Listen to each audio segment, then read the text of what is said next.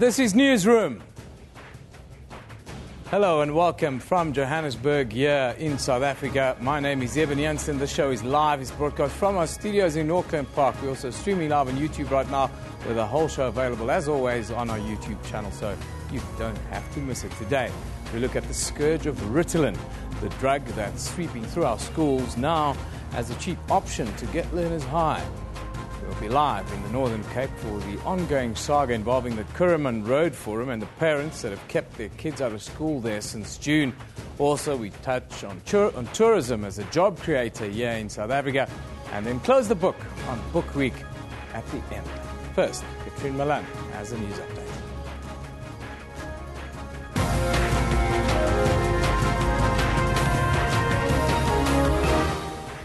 Well, hello and welcome you with Newsroom. I'm Katrine Malan, and let's just take a look at the top stories this morning. Government is confident that the school shutdown in the Northern Cape will be resolved today. A group of residents shut down all schools in the Kuruman area 2 months ago. Their aim is to draw attention to their demand that a 130-kilometre stretch of road be tarred. 17,000 pupils are affected, and among those learners are 500 matriculants. I didn't write exam June. I didn't apply. So I don't know from now where I am going to do, because I'm sitting at home doing nothing. So my heart is broken because of this strike.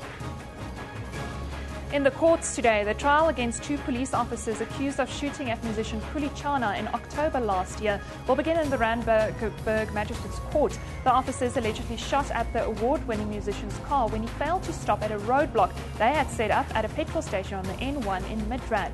Both faced charges of attempted murder, reckless endangerment, failure to take responsible precautions to avoid danger, and negligent use of a firearm. A bus driver was arrested for drunk driving while transporting maidens yesterday from the annual Reed Dance in KwaZulu-Natal. The Road Traffic Inspectorate confirmed that the bus driver was over the legal limit when caught and had no professional driving permit. Close to 100 buses were stopped over the weekend as part of traffic operations, and those found to be faulty were taken off the road. This comes after last year's tragic incident when 10 people were killed in a bus crash after the Reed Dance. Then international news, the US military is expected to join the fight against Ebola epidemic in parts of West Africa, which has to date claimed over 2,000 lives. President Barack Obama said in a recent interview with NBC that the American military will help set up isolation units and equipment, as well as provide security for public health workers flocking in from around the world. However, also he warned that it will be months before the problem is controllable. We're going to have to get U.S. military assets just to set up, for example, isolation units and equipment there to provide security for public health workers surging from around the world. There's the prospect then that the virus mutates, it becomes more easily transmittable, and then it could be a serious danger to the United States. And Serena Williams ended her Grand Slam season in the best way possible, winning her 3rd consecutive US Open title by beating Caroline Wozniacki 6-3, 6-3, and also moving up in the record books with her 18th Grand Slam title. The men, Aki Nishikori and Maran Cilic, will meet tonight in the US Open men's final. Remember, all these top stories are available on our Newsroom Facebook page. You can also follow us on Twitter at SABC Newsroom. Eben, over to you. Thank you. Now, ADHD and Ritalin are 2 words familiar to any parent today. Attention deficit hyperactivity disorder has been around as long as the school system itself, along with Ritalin, the medication used to treat ADHD, which has over the years become a prescription parents don't even bother to question anymore. But what if you were told that your child's monthly prescription of Ritalin might be causing bigger problems than you think? Last week, it was revealed by the Anti-Drug Alliance of South Africa that youngsters from schools around the country are getting hooked on Ritalin through a network of drug dealers both online and in schools. That the Schedule 6 drug is being sold for as little as 50 Rand for children to get high. Now, joining us today is the head of the Anti-Drug Alliance of South Africa, Quentin van Kerken. To provide us with some clarity on ADHD itself, we are joined in our Pretoria studio by Dr. Alna Steenkamp, a clinical psychologist. Very good morning, Dr. Steenkamp. Thank you for joining us as well. Good morning. Quentin, if I can start with you here in our Johannesburg studio. Let's start with the investigations that brought this problems to the surface. When did the investigation start, and what kind of findings or outcomes did you guys have? Look, a couple of years ago, we got told by parents that they believe. Obviously, as the Anti-Drug Alliance, we get a lot of calls, a lot of information, but started getting phone calls from parents saying, look, our child is coming home, we found Ritalin pills, but he doesn't have a prescription. What's going on here? And, you know, one or two reports you can sort of forgive it as just something silly, but they started flowing in, and we realized there was a big problem. We started investigating the whole thing, and we found that, I'll just cut the whole long story short, we found that really what's happening is kids are forming syndicates within the schools to sell Ritalin and use it recreationally, if you want to put it that way. And what is the buzz that they get from this? Well, what does it equate to? Look, essentially, if you have to look at the chemical makeup of Ritalin, it's very similar to cocaine.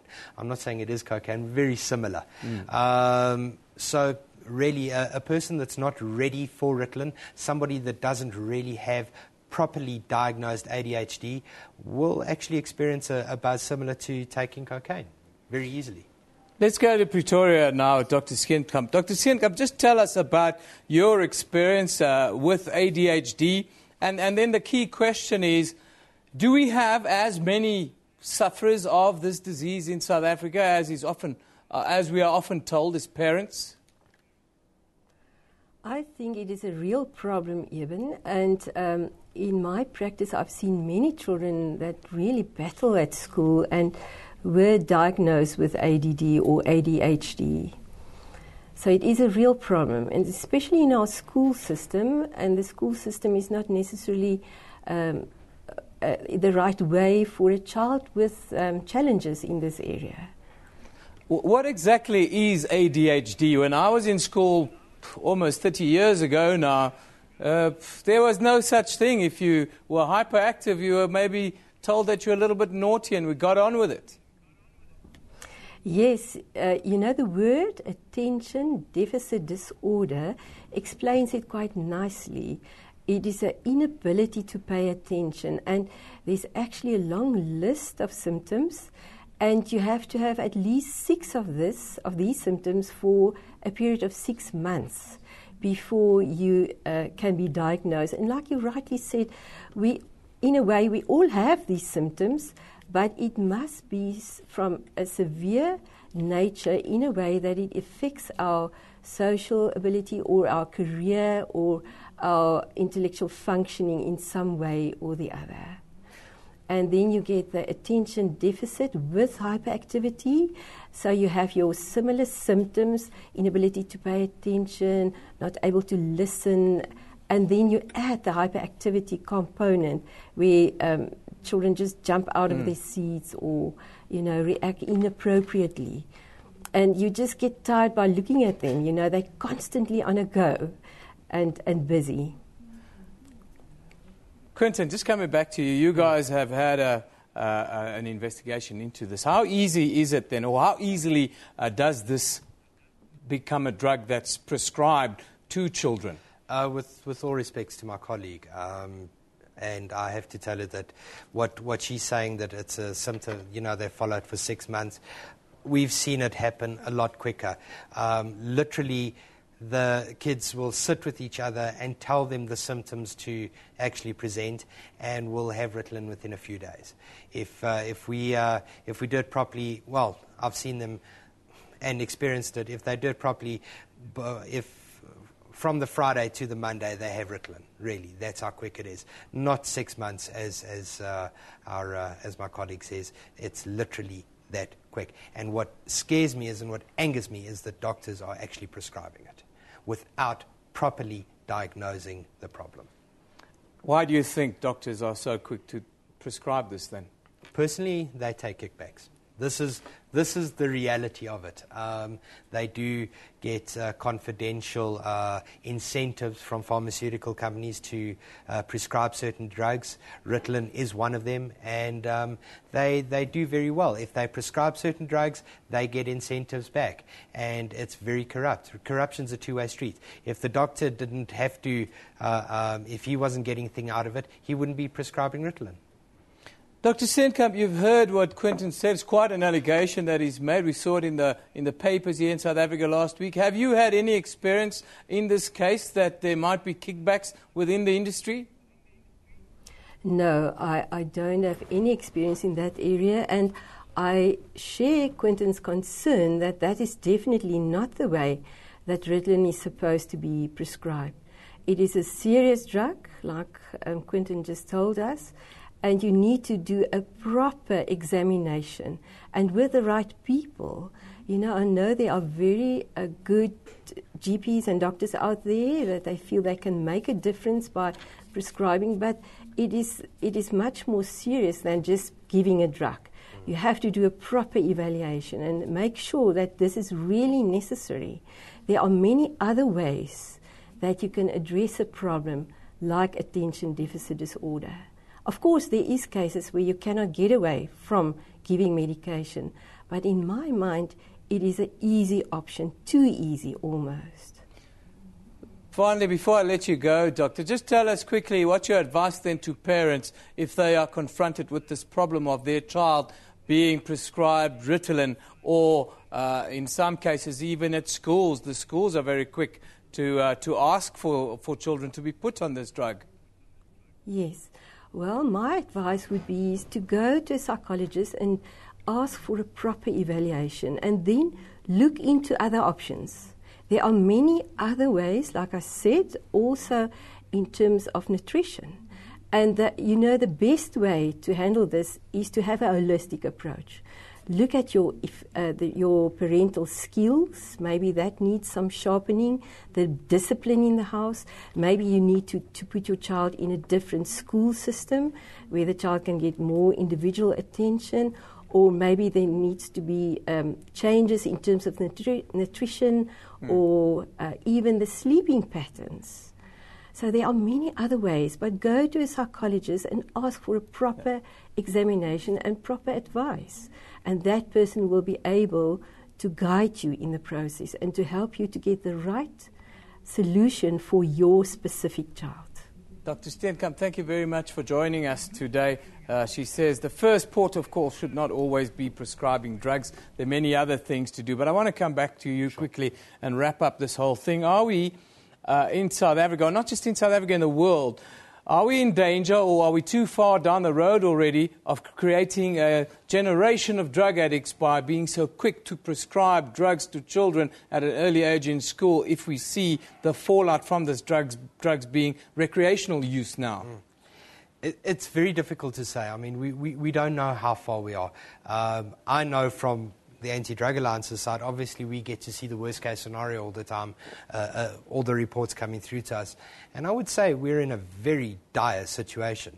Can it be saved? Most definitely. We just have to look at the way things are happening at the moment. And if we can change that, we can probably change a lot of things. Now, on a personal note, you've been central to this whole fight with the Anti-Drug Alliance. Have you been threatened at all because of the work that you've been doing? Of course. You know, we do get threats. I've received many threats in the past and recently, obviously, because of this. Whether or not to take it seriously, well, you know, that's always the thing. But we don't take them too seriously. It's generally people that are just very angry and need to vent their frustrations. Finally, just tell us about the investigations that's underway, or that you guys are putting underway at the moment, and how do you see this whole Ritalin scenario going forward a little bit? At this stage, we are investigating. We're not going to take things formally right now until we've concluded a few things.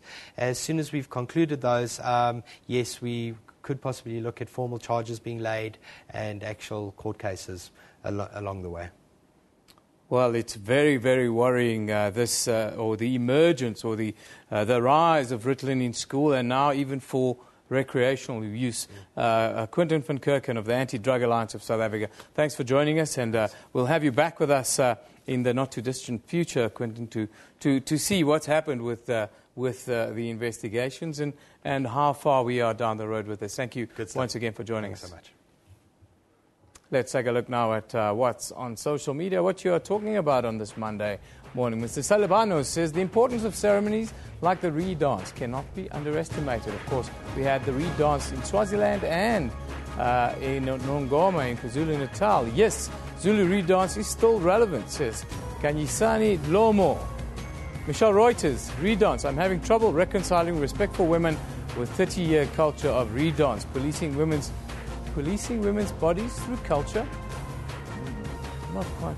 I don't quite get it. There we have a picture, and that one comes in from Darren Naidu, I think, who sent us a picture of the festivities and what's been happening over the weekend. There you have more pictures being sent in that's from Darren Wellifield. Lovely display of colour and culture. Yes, one should always have a little bit of cultural sensitivity when you deal with it. Beautiful pictures. South Africa is a wonderful country, very diverse country.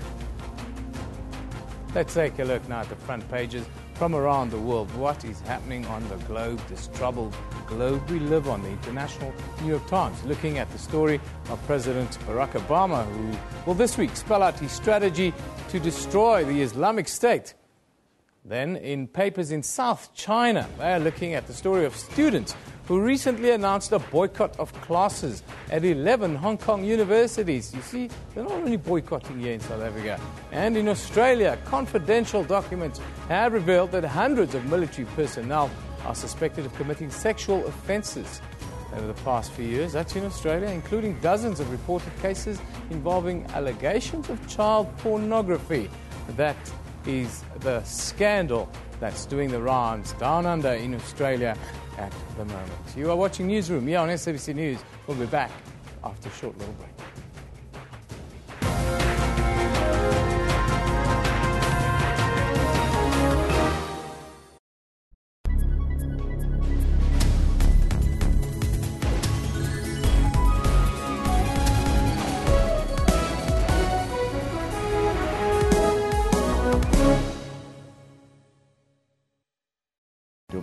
Kunjani, Nda, Assalamualaikum, Goeiemorgen, Namaste, Jumbo Africa, and a very warm welcome to SABC News Channel 404. South African Revenue Service has upheld its impressive record of collecting taxes. SARS collected about 86 billion rand more in the fiscal year compared to the previous year. The message we want to communicate is that government must also live modestly. And that when we're looking at these sorts of issues, modesty is an important message to communicate to the public. That's AM News, daily at 10 a.m. on SABC News.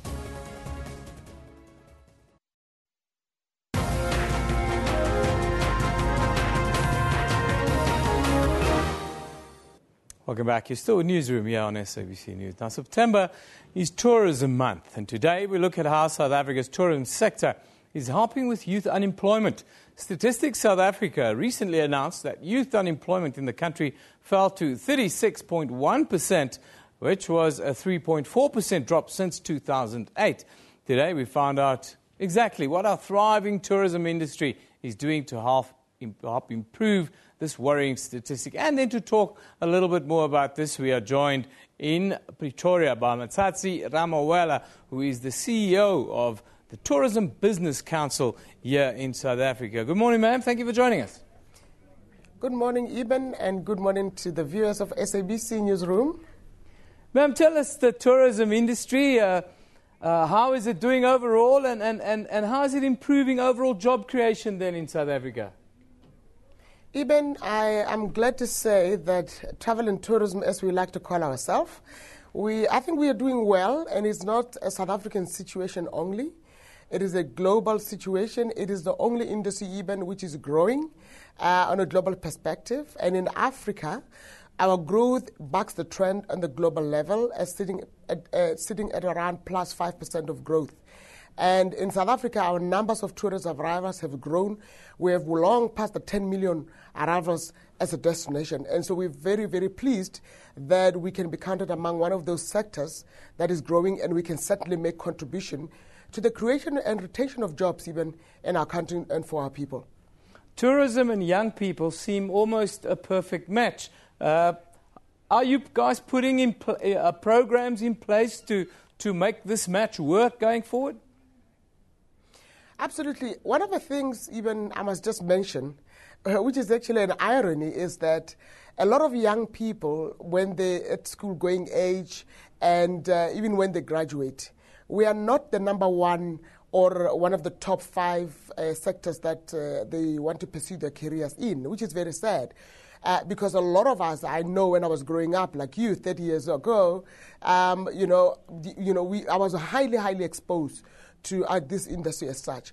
And I think, some years back we did a study together with FEDASA, the Federated Hospitality Association of South Africa, and the University of Johannesburg, and to just find out why do we attract such less numbers of youth, especially when they've graduated, to come into our industry. And one of those realities even is that this industry is a 24/7 business.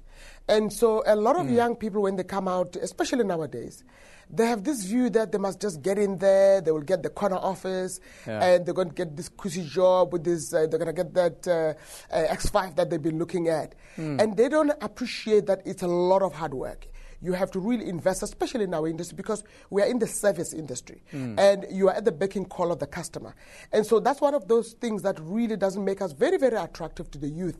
Yet, we are the one area where, even more than anything else, it's not about being employed by somebody. This is the one area which is fertile with opportunities for the youth to work for themselves, to start very small and to end up becoming one of the major operators, whether you're running one of the major groups which belongs to you yourself.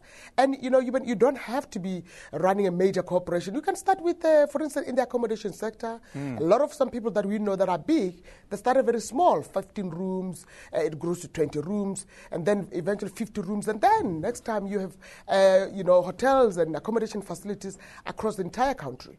Opportunities even are available in the smallest way to start to be a tour operator. And I'm even talking tour operator where it requires you to have some money. Let's look at a simple thing of becoming a tourist guide.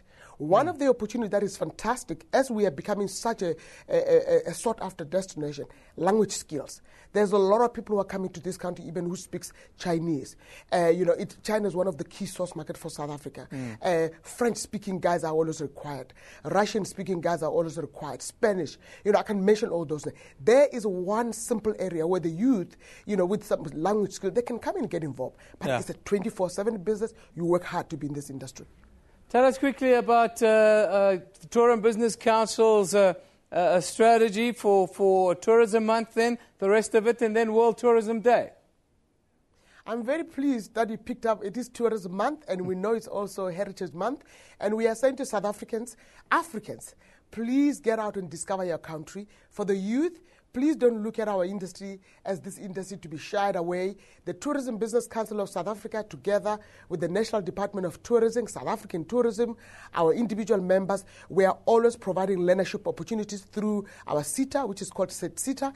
I ask the youth out there, whether you are still school going, whether you are an unemployed graduate, whether you are a master's student, there are opportunities that are there, but be prepared to work hard. We are about service, and we ask South Africa, discover our country. Let's make sure we create jobs, and tourism is that industry we need to invest in.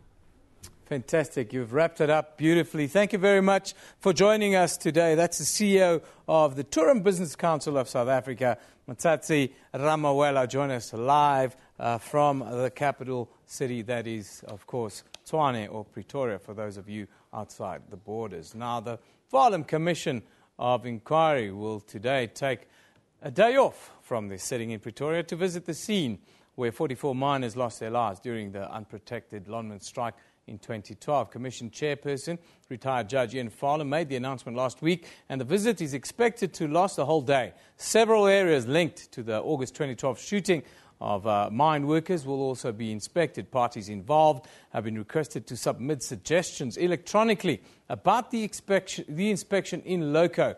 Now, SABC reporter Nozintombi Mia is on the scene and joins us from Marikana in Rustenburg, where she went personally to see the actual scene on which she has been reporting. Good morning, Nozintombi.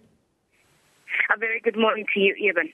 Nozintombi, just give us a little update. What's happening with this in loco inspection this morning? Well, even it certainly has been a surreal experience to be here physically where 34 miners were shot and killed.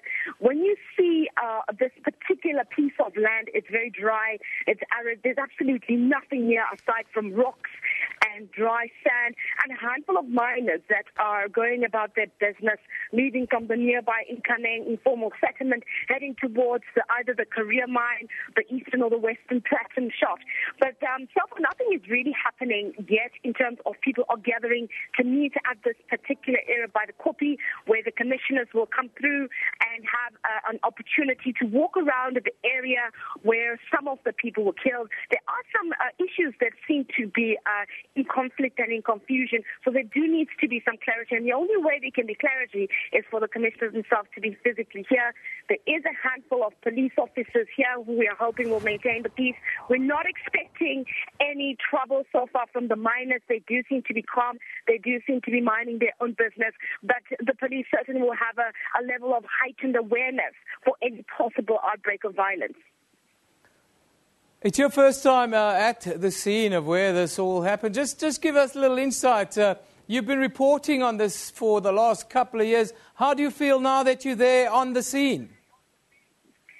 Even I must tell you, the first time I got here and set foot on this piece of dry, arid land, I got chills up and down my spine, just thinking how not even about 18 months ago, 34 men had died. And what is even more bizarre to look at is that the informal settlement is actually not far from where the shooting had happened. And it just brought to mind that the people who were living in the shacks, the wives, the children, the brothers, the sisters, saw their brethren being shot by police. Some of the people that we've spoken to recounted to us how immediately after the shooting there was a cloud of dust, and all you could hear was just wailing and screaming from the women here who were screaming, "My husband's been shot, my husband's been shot," and trying to find their husband and trying to find their brothers. Some searched for up to 3 days trying to find where it was that their husband was or their brother was. Were they either dead, had they been killed by police, or were they locked up in a police jail cell? So it certainly has been surreal for me to physically be here after having covered the Marikana Commission. But I think it certainly has been long overdue that the Commission itself is coming here to view physically the area in which 34 people lost their lives. Judge Farlam himself, is he on the scene there? And then tell us about the objectives of collecting evidence and recalling these events. Which other areas then will also be visited today, Nozintombi? We do know that the commissioners will be meeting first at the Marikana police station, which is not far from here. It's about 1 kilometer from where the main Kopi is. They'll be driven here by a police escort to this particular Kopi, and they'll do a walkabout to what is known as Scene 1. And Scene 1 is the main area where about 16 miners were killed. And they will move from Scene 1 and move to Scene 2, where another group of miners were killed by police. That bit is one where we never saw in any video footage, and very few media people have got footage of that particular incident where the police had shot some of the miners. And the reason why they're coming to this particular place is to be able to judge a distance and for themselves to also get a sense of the socio-economic conditions. You'll remember that the miners were striking because of the poor living conditions, and it's easy to sort of forget about the living conditions when you're in an air-conditioned offices in Centurion, and you don't really see what it is that the miners are dealing with. You just see them as individuals. But coming to where they live and seeing the informal shacks, seeing how there's absolutely no water here. The sanitation is absolutely poor. It's really an absolutely depressing and very dry place for them to be living in, and it reinforces why the miners had a strike in the first place, and why is they trying to better their living conditions. So it's a good opportunity for the Commission to get a sense and see from the miners' perspective why they went on the strike in the first place. Thanks, Ntombi. That's Nozintombi Mia joining us live. She's on the scene where the Farnham Commission, of course, today are convening at the Koppie in Rustenburg, where 34 miners lost their lives on 16 August 2012, a fateful day that will be etched in the history of South Africa for time immemorial. Let's take a look now at what is happening on Newsroom's Facebook page. Today, you will see there that government is still working to resolve the impasse with Kuruman residents after irate residents shut down all schools calling for a tarred up arterial road. You'll also see that the sentencing of a Rustenburg man who solicited nude photographs from young daughters of divorced mothers is expected in the Rustenburg Regional Court today, and that the Young Communist League has warned against the infiltration of the National Prosecuting Authority and other democratic institutions by forces with political motives and agendas. You can find all of those stories and a whole lot more on Newsroom's Facebook page. Go there. It will keep you informed as to the stories that you don't always see in the headlines. Let's take a look now at what you're talking about on social media. Tesho says, congrats to Serena Williams. 18 titles to her name now. Level with greats like Martina and Chris Evert. Well done, girl. Yep, she is an all-time great, Serena Williams. All Voices says, an emotional Serena Williams makes Grand Slam history. Yes, she won her 18th title yesterday. Then Chilich held an incredible 87 of 97 service games played. What's Nishikori going to have to do to break him? Of course, we're talking about the US Open over the weekend. There's a lovely picture of Serena Williams, who won her 18th Grand Slam title. Le Devoir sent us that lovely picture, beautiful picture of Serena Williams clutching that trophy in New York. Now, this week, in 1986, Andrew Sibusiso Zondo was executed after he was found guilty of a bomb attack in a shopping center in the Amanzimtoti, where 3 adults and 2 children were killed. In December 1985, the South African security forces carried out a cross-border raid in Lesotho that killed 9 people. In retaliation for the raid, Zondo and other members of Umkhonto we Sizwe placed a bomb in a shopping center at Amanzimtoti on the 23rd of December 1985. That is our little look back in time. This is South Africa, after all. You're watching Newsroom. We'll be back after a short break.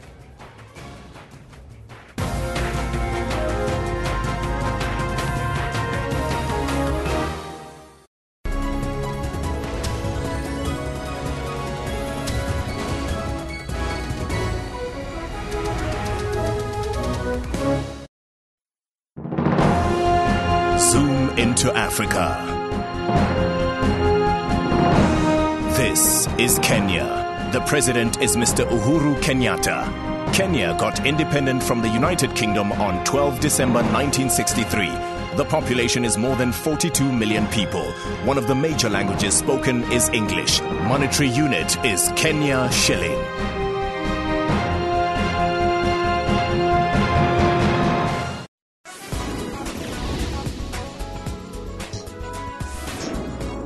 Cameroon's economic capital, a unique art collection is on display. Titled Yesterday's Memory, Tomorrow's Memory. We are trying to preserve this heritage despite many things that have changed in the designing, embroidery and the model. If I'm telling you, you don't like it, I call it defeat.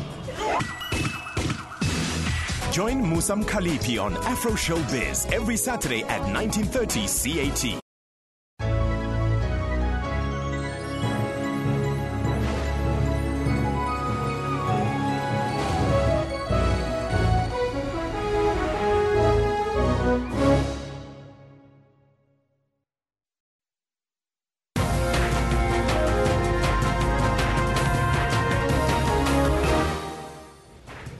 Welcome back. You're with Newsroom on SABC News. I'm Katrina Malan, and let's take a look at the top stories this morning.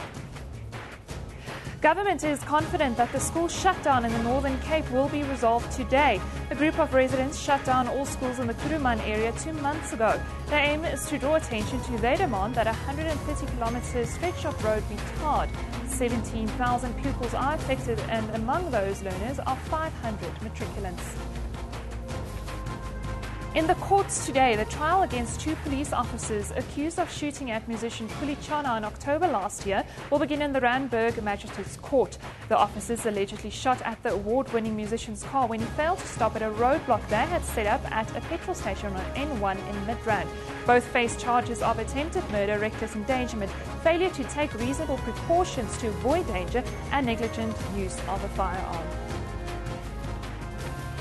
In international headlines, the US military is expected to join the fight against the Ebola epidemic in parts of West Africa, which has to date claimed over 2,000 lives. President Barack Obama said in a recent interview with NBC that the American military will help to set up isolation units and equipment, as well as provide security for public health workers flocking in from around the world. However, also warning that it will be months before the problem is controllable. Remember, those top stories are available on our Newsroom Facebook page. You can also follow us on Twitter at SABC Newsroom. Eben, over to you. Thank you very much, Katrine. Now, as today is International Literacy Day. Seems to be a lot of these days around, but today is International Literacy Day.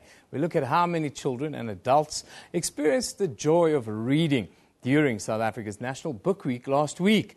For the first time ever, the successful reading campaign went on a journey across South Africa to spread the love of reading to some of the country's remotest parts. Now, to talk to us about what the campaign managed to do this year, we're joined by Elitha van der Sant, who's the CEO of the South African Book Development Council. She's in our Cape Town studio. And then here in Johannesburg, we are joined by Jane Maloney, the chairperson of the same body. We'll call it the SABC. Very good morning. Thank you for joining us. Thanks, Eben. Jane, I think I have to go to Cape Town because I think it was Elitha that did the tour, or the bus tour, as it were. Just tell us about that experience and how it was traveling around and seeing all the young people. Thanks, Eben. Indeed, it was I who was on that bus. First of all, to say it was a very ambitious program. 5 different areas in 5 consecutive days, but we actually made it. It was very exciting. We saw different communities. We were able to interact with very different and diverse communities. From Tuesday, when we were in Ghanhisa, very rural, in the northwest, to Saturday, when we were in Paarl, farming community of the Western Cape. And we've seen, as I said, a diverse range of people, and were able to interact with all of them. What were some of the beautiful stories? I saw some of the pictures last week on Facebook of this campaign, but what were some of the beautiful stories that you can tell us from the bus experience and some of the people that you met along the way? I think one that absolutely stood out for us was the Pioneer School of the Visually Impaired in Paarl in the Western Cape, where we visited with children that were visually impaired, partly sighted and blind. And just the opportunity that they had to interact with us, to interact with Fundabala, and just to be able to feel the bus, how big the bus is, the enormity of the bus, and that we were actually there to share reading with them, was an amazing experience to all on the bus trip itself and to the kids at the school. Now, you mentioned Fundabala. We saw pictures running here on TV. There we have a beautiful picture of Fundabala, the book mascot. Just tell us about the kids' experience with it. I'm sure they must have been freaked out at times with the talking book. But also then, what does Fundabala mean? Fundabala means read in both the Nguni and Sotho-Tswana languages in South Africa. So we tried to get a name for Fundabala across languages. Some kids were scared, yes, but very few of them. Most of the kids were just amazed by this hawking book. So we actually brought books to life to kids around the country. And Fundabala was actually giving out books, handing out books to the kids that he interacted with and that we interacted with. And there was just so much joy and excitement around the book And Fundabala did really well by interacting with all of the kids on our journey. Wonderful. Kids and adults, actually. Yeah, I'm sure the adults also added in. Wonderful campaign it was. I'm sure you see the pictures. It's great to get our children reading once again. Jane Maloney is with us here in studio. She's the chairperson of the South African Book Development Council. Wonderful campaign. We saw the work that Elitha and the team did on the road. You weren't with them on the road, but tell us, how do you view this campaign now? What's the future of this campaign? What can we expect in the months and years to come? I think this campaign has been extremely successful. But of course, the main objective is to promote access to books, because only 50% of South Africans have books in their home. And it's very important to have access to books, because that promotes reading. And without a culture of reading, you don't learn. And if you don't learn, you don't have knowledge, and you don't participate in the economy. And it's estimated that the cost of functional illiteracy, which is not being able to read a full sentence, when you finish that sentence, you don't actually understand what it said. The cost to our economy in unrealized GDP is 550 billion rand annually, which is a scary statistic of people that are not participating because they don't read. The future, it's exciting. We're going to be doing some exciting things, but we're going to have some debriefing with the provinces that we were involved with. If I can go to Elitha quickly in Cape Town once again. Just Elitha, just tell us about how open this campaign is. I saw that a lot of people think that reading is only for those people that can see, but you guys also interacted with blind people. You were donating books for the blind in Braille. Is that accurate? That's correct, yes. The campaign is open to everyone. We speak about the print-disabled community, and those are visually impaired community. And we need to bring the joy and love of books to everyone in diverse formats. So really we bring content, which is hard copies, electronic copies, Braille copies of books to everyone in the country. So whoever, no matter where you come from and what you face in life, that you're able to access the content within books. That really is what it's about. But access to libraries, I suppose, is a central feature in what you would like to do going forward. I see that you guys have donated a toy library in Polokwane. Is that right? That's absolutely correct. And a toy library is a marvelous thing, because you think of library containing books, but toys are very important, especially from the age of 0, because it teaches you your beginnings of cognitive learning, which is the beginning of reading. So that was a fantastic experience to donate that library to the place of safety in Polokwane. And just to see those little faces getting all excited was a wonderful experience. We also went to Greenside School in Polokwane. And there you heard from the mouths of children, you heard them doing choral verses about libraries and about the importance of books. And they were the true stars of the day. And we donated books from the Indigenous Languages program, because it's very important to be able to read in your own language as well. That's very important. I think a lot of people don't realize that in South Africa, a lot of our tuition, especially tertiary tuition, is often in our second language. And if you think about it, why are countries so strong in math and science? Because they all get their tuition in their home language. True. And we number 144 out of 144 countries in maths and science. So maybe we should be teaching people in their mother tongue, and that would really make a difference in this space. What do you think? Well, especially at home. And you need to, the way that you can improve literacy is by parents actually reading to their children. Only 5% of parents read to their children.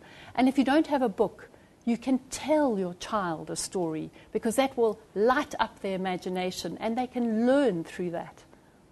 Elitha, I want to come back to you. I simply love the pictures of the campaign with the kids and with Fundabala that we saw on screen. But tell us about some of the high points. I saw some blind children with Fundabala. What was the experience for these blind kids with the walking, talking book like? It was absolutely amazing. What we don't realize as sighted people is that blind and visually impaired people engage with the world in a very different way. So, for example, they couldn't see Fundabala. So what the teachers did was made them feel all the way down from the shoes right up to the top of Fundabala, so that they could actually see in that way who Fundabala was and what it was and how big it was and so on. So that was absolutely amazing for us. So touch and feel are absolutely, we call it tactile senses, are absolutely important for the visually impaired. Something else that was also on your screen earlier on was the excitement around a card game called Wordathon. Yeah. Where you have like letters of the alphabet on playing cards, and kids learn to actually build words through that with a dictionary next to them.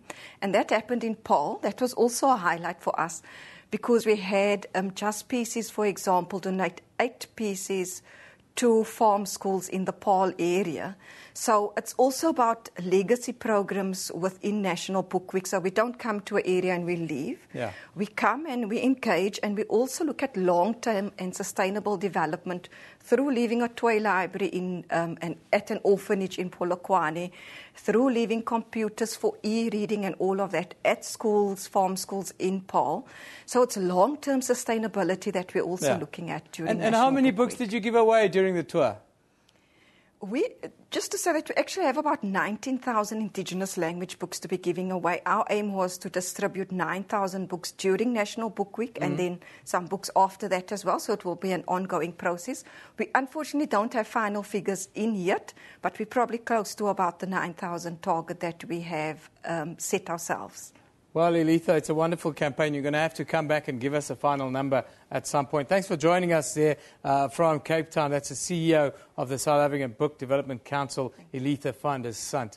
If I can just conclude with you here in our studio quickly, Jane, just the 5th year of this campaign. What difference do you believe you've made over the past 5 years, and how would you view the next 5 years then? Wow. I believe we have made a difference. I think we have increased access to books, and I think we've managed to leave a legacy in each of the places that we've been, and it's tremendously exciting to know that we are making a difference, but we'll only be able to tell in probably 2015 the difference we've made to date when we do some more research. That'll show. And the next 5 years, I'm sure, are going to be more exciting, and we will absolutely increase the number of people that can buy books and have access to books. At the moment, it's 1%. It must increase. Now, we've only seen, not the whole country, not all 9 provinces were touched with the bus campaign and the like. Is that something that we're going to see going forward? Is it going to get a little bit bigger? Well, absolutely. We would love for it to get bigger. The 2 provinces that weren't as involved are KwaZulu-Natal and Mpumalanga. And I'm sure that after we've had debriefing with all of the provinces and municipalities that we were involved with, that we will look at spreading the word further. I also saw an interesting little note. It says there that it wasn't only schools but also correctional services facilities. Is that right? Yes, absolutely. Correctional services came on board last year. And it's incredible to think you may well be locked up in prison and imprisoned, but a book can free you. You can be outside of that prison through the book and through learning and through reading. So that was an exciting campaign and brilliant to have them on board. Fantastic. Jane, thank you for joining us today. That's Jane Maloney, who's the chairperson of the South African Book Development Council here in South Africa. You hear it. Read, and if you can't read, help others to read. Don't just put your money in books. That seems to be the prevailing culture here in South Africa. Madam Rindani says, Shakes should include Majore, Erasmus, Maluleke and Masango on the Bafana Bafana versus Nigeria match, though we don't stand a chance. Come now, man. Please, we do stand a chance. It's sport. 2 away teams won in our group. That's not good for us. Bafana versus Nigeria. Graham Smith says, outstanding day for the Proteas. Couldn't be happier for the boys. That's former Protea captain Graham Smith after we won the series against the Aussies at the weekend. Mohammed Patel, congrats to the Proteas on winning the Global Softec Sixes. Oh yeah, a bit of hit and giggle at the end of the day. That's what I saw over the weekend. It's funny watching the Sixes tournament. It doesn't quite look like cricket. But that's where we have to wrap it today. Thank you for joining us. Newsroom is always broadcast live from our studios in Auckland Park here in Johannesburg every weekday morning between 9 and 10 a.m. The show repeats at 2 in the afternoon with a rebroadcast 5 a.m. the following morning. We also stream live on YouTube at that time with our whole show available on demand on our YouTube channel. This is SABC News. You've been watching Newsroom. We love it in the morning.